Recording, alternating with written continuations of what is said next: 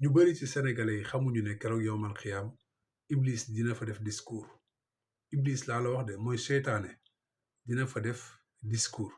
déglul du samay wax waaye waxu yàlla subhaanahu wa taala laa lay nettali. xam nga yàlla xam na li ñëw ak li ñëwagul. alimul xaybi wa shahaada moom xam na li teew ak li nga xamante ne moom moo fàddu.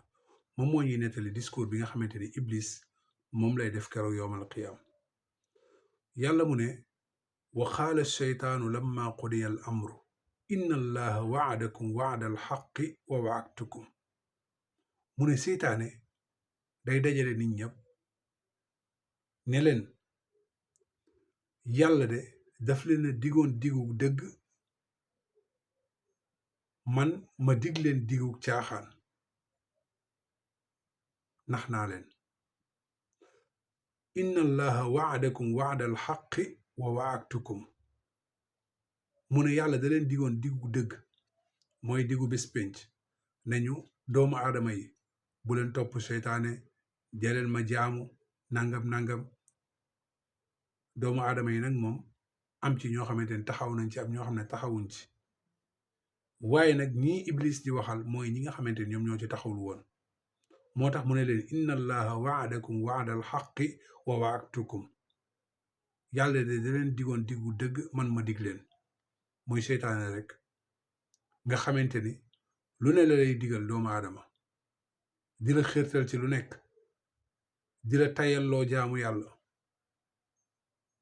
mi ngoog léegi nag mu ne seen boroom da leen dig digu dëgg, man ma dig leen ba pare nax leen. mu ne kenn ci yéen bu mu jooy moroomam, yéen ñi ma nax ak man mii, ñun ñëpp kenn bu mu yedd moroomam. tey kenn mënu fee musal moroomam. maa ana bi musriqikum wa maa antum bi musriqi. man de mënuma leen a fegal mbugalu yàlla, mënuma leen a muccal, waaye yente mënoo leen maa fegal mbugalu yàlla te yente mënoo leen maa muccal. kon seytaane wax nañu boppam bu yàgg fi muy mujjeeg ñi nga xamante ne ñoom ñoo ko topp. lii nag boo gisee yàlla nettali ko mbaaxu yàlla dong la, mbaaxu yàlla la. waaye nag ànd ak li yàlla di baax yépp am na nit ñoo xamante ni lii day dugg fii génn fii, duñ ci bàyyi xel, dañuy nekk ànd ak seytaane. te yàlla tere nañu ci alxuraan lu bare nañu moytu seytaane. mu ne wala tattabiu xutuwaati seytaan, bu leen topp watitu seytaane. nekk noonu tamit mi ngi ñuy wax naan innahu lakum aduwwun mubin, kii de seen noonu la bu bir. gis nga ko, jëfu jaam dëggantaan la def keroog yowmal xiyaam.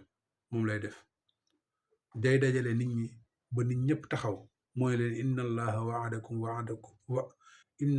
waadakum waada alxaqi wa waadtukum fa axlaftukum. yàlla de dig na leen digu dëgg, man ma dig leen digu caaxaan, ma nax leen.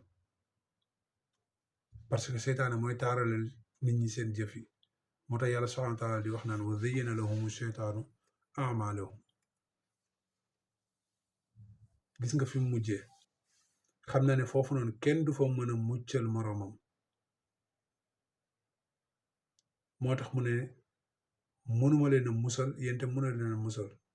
bu leen jooy seen bopp, kon boog bu leen ma jooy leen seen bopp. falaa talumuuni walumu anfusakum. yàlla nañ ci yàlla musal, yàlla nañ yàlla def ñu dëddu seytaane, mucc ci ay ndëgg sërëxam, ay pexeem. li mu bëgg rek mooy ànd ak gàngooram yóbbu leen safara.